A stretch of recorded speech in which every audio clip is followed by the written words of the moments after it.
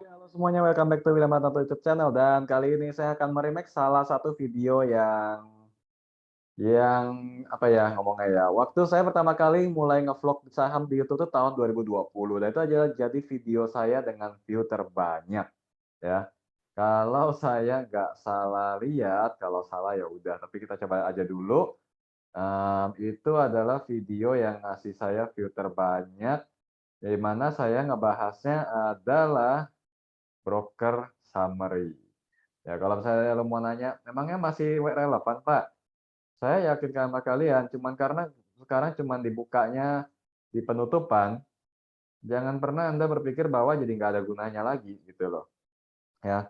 Cuma karena pada zaman dulu itu real time, dan sekarang berubah jadi kayak apa namanya, nggak kepakai lagi, "Oh ini 12.000 view," ya, judulnya waktu itu, "Ini gunanya mengamati broker summary." Dan jadi saya buat versi remake-nya, entar Anda tinggal lihat card-nya di atas, saya nggak tahu di bagian mana, nanti saya pasang, atau saya taruh link-nya di description juga nggak apa-apa lah ya, kalau misalnya Anda mau lihat. Tapi waktu itu video termasuk menyiksa orang sih, karena saya bikin pakai HP doang, modal screenshot dan ya jadilah. Kalau sekarang kan saya udah agak beda ya dalam nge-vlog ya, jadi mudah-mudahan bisa sampaikan tampilan yang lebih baik dan membantu Anda lebih mudah mengerti apa yang saya omongin dari video tersebut. Tapi tentunya saya kasih tahu dulu bahwa akan ada sedikit perbedaan style bicaranya udah pasti, dan, kata-katanya juga nggak akan saya samain, karena walaupun saya bilang remake, saya tidak menonton kembali video itu. Jadi saya nggak tahu apakah nanti saya akan ngomongin itu akan sama aja atau jadi totally different gitu ya. Nah, yang pasti dalam waktu 2 tahun sejak saya nge-vlog itu video adalah video dengan view terbanyak. Berarti minat orang belajar broker summary masih tinggi banget sampai hari ini masih banyak view-nya. Nah, saya kan lihat real time-nya tadi ya, real time-nya masih lumayan tinggi, so asumsi saya masih banyak yang mencoba mencari tahu. Ya gimana juga, seperti yang Anda lihat di belakang saya ada buku bertuliskan Bandar-Morgi Fast Technical yang itu saya tulis sendiri, jadi ya mungkin kalau ada yang nyari YouTube saya dengan harapan bisa belajar Bandar-Morgi ya wajar gitu. Cuman saya kan akan nih lebih banyak bahasin ke teknikal. Memang ada beberapa alasan, salah satunya saya nggak mau ngadu teori sama orang, dan saya pikir kita pakai teori umum aja karena toh sebenarnya Bandemologi dan teknikal itu kan masih nyambung ya, apa yang dikerjain market maker ya kelihatan di chart gitu loh. Dan sebenarnya saya kayak gimana ya, nanti kan saya akan menjelaskan dengan fitur dari sekuritas gitu ya, diartikan menjual nggak atau mempromosikan nggak gitu. Tapi ya saya disclaimer duluan, saya akan pakai punya Panin Sekuritas dan itu tidak bermaksud mempromosikan gitu, karena saya memang pakainya akun di sana yang saya sering pakai gitu ya. Jadi ya saya suka tampilannya buyer seller-nya kiri kanan lebih gampang, lebih ringkas gitu, nggak harus scrolling-scrolling, jadi itu membantu lah buat saya gitu. Oke, sebelum kita masuk ke broker summary-nya dulu, broker summary-nya, izinkan saya menjelaskan dulu. Broker summary itu secara sederhananya adalah bukti transaksi, kayak lo habis belanja barang dapat struk gitu ya, dapat bond sorry, jangan bilang struk lah. Dapat bond gitu ya, beli barang apa, harga berapa, quantity berapa. Cuman bedanya versi broker summary yang memperlihatkan siapa pembeli dan siapa penjualnya. Jadi pelakunya siapa dan kita lihat itu dari kode broker. Belinya berapa, di harga berapa, and then net-nya. Karena mungkin aja dari broker tersebut ada orang yang berbeda, yang satu beli, yang satu jual. Beli 10, jual 9, net buy-nya 1 gitu ya. Nah, itu yang akan kita lihat dan itu mengartikan, apakah itu mengartikan bahwa ada perilaku pelaku pasar yang disebut dengan bandar? Ya mungkin gitu ya. Bercanda sih, memang ada sih. Jadi itu memperlihatkan apakah saham sedang diakumulasi atau enggak dan kita akan lihat. Saya langsung aja deh share screen aja ya di sini. Jadi Anda yang penting udah ngerti konsepnya, itu adalah hasil transaksi ente-ente semua di saham tersebut.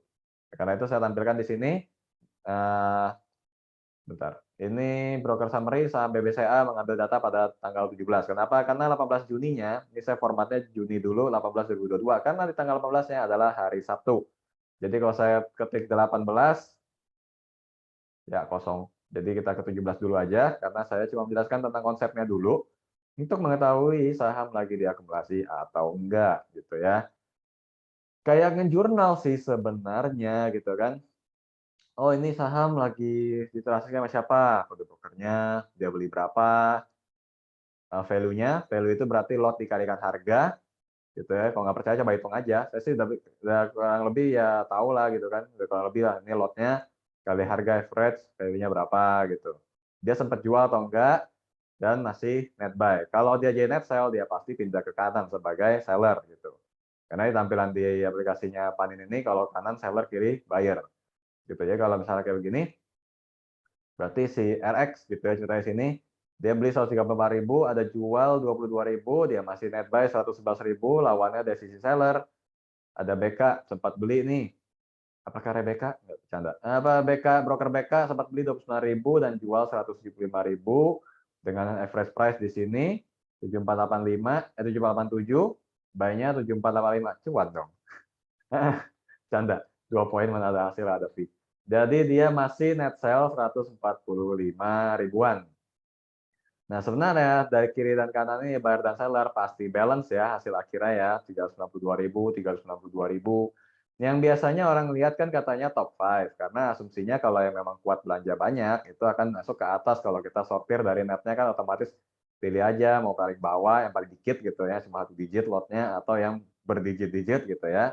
Nah, katanya kalau kayak gitu saya sih percaya dengan metode top 5 karena kadang-kadang saya pakai juga. Kalau dari top 5 aja terus diaduin antara net fall sama net buy sama net sell-nya, kalau misalnya hasilnya masih net buy, itu akumulasi. Sebaliknya, kalau misalnya dari ini kita ambil 5 broker, kita aduin antara volumenya atau lotnya, ternyata minus, itu lagi di net sell atau lagi di distribusi. Nah, dalam hal ini berarti biasanya saya buka distribusi dong. Wah, ini yang pegang posisi bakal marah nih sama saya. Tapi ya kurang lebih kayak gitulah. Dan itu membantu untuk mengambil kesimpulan di hampir semua saham. Misalnya saham yang gorengan, gorengan, nggak kebuka. Ya intinya, nah ini dia. Nah, saya di sini Modern Land, ada YP beli 697.000, jual 597.000, sisa 100.000. Ini pantesan ya orang sering bilang retail gitu kan. Saya baru ngerti loh.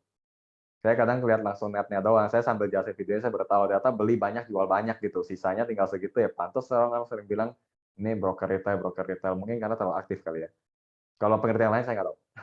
Nah, intinya di sini kan kita bisa lihat nih, ada yang beli segini, jual segini, kita combine lagi top 5-nya, apakah terakumulasi atau terdistribusi. Kalau saya nggak salah hitung, ini sih jatuh-jatuhnya distribusi. Ini saya nggak buat kalkulator, jadi nggak buka kalkulator, jadi hitung sekilas aja kan ini udah beda 25.000 nih, atau yang di atas. Ini bedanya, walaupun di sini ketutup nih, bedanya sekitar 11.000, di sini beda lagi 20-an ribu netnya, gitu. Jadi, kalau yang pakai broker summary, biasanya ngelihatnya di bagian kayak begitu. Syukur-syukur kalau Anda tambahin nego sama tunai. Cuman kalau saya biasa bilang pasar nego itu udah deal pribadi antar buyer sama seller. Jadi sebenarnya itu nggak ada jadi acuannya itu diakumulasi atau distribusi. Yang ada kalau misalnya ada rencana akuisisi atau macam-macam gitu ya, transaksinya di nego, ya udah lo nggak usah buat target lagi di reguler, sentimennya udah kelar gitu biasanya. Nah, balik lagi ke topik. Kalau broker summary dari sini apa yang bisa Anda lihat? Ya kayak tadi Netfall, saya selalu sarankan Netfall ya. Bukan karena di aplikasi yang saya pakai cuma menampilkan Netfall, kalau ada net value juga saya nggak mau pakai. Alasannya apa? Better ngelihat lot yang benar-benar masih dipegang untuk tahu masih diakumulasi atau enggak, gitu ya. Kalau value itu kan datang dari lot dikali harga, gitu. Kalau value-nya tinggi, belum tentu itu diakumulasi. Bisa aja banyak retail yang nabrakin ke harga atas sehingga value-nya naik. Nah, jadi kalau misalnya ngeliatin broker summary, saran saya selalu dari Netfall. Saya pernah buat juga videonya, video konyolnya ketika saya buat perhitungan dari value-nya gede tapi lotnya cuma satu, atau yang value-nya kecil, lotnya 3 kali lebih banyak. Kalau nggak salah kayak gitu ya, saya pernah buat. Nanti saya coba cari. Kalau ada saya munculin di atas atau di description. Kalau nggak ada ya udah nggak apa-apa. Intinya Anda dapat konsepnya kenapa lihatnya volume. Itu mengetahui yang benar-benar masih saya hold gitu barangnya. Sahamnya, barang. Jadi kayak gitu. Kalau soal warna-warna ini Mas, saya kira warna kode broker itu mah sesuai aplikasi ya. Kayak Grab pokoknya sesuai aplikasi. Jadi ya sesuai OLT masing-masing. Cuman biasanya sih hampir sama ya, kalau yang kuning itu foreign atau asing, yang warna ungu itu lokal, kalau yang hijau saya lupa. Kalau nggak salah yang jadi under, yang broker-broker yang bisa jadi underwriter atau apa gitu, saya lupa lah.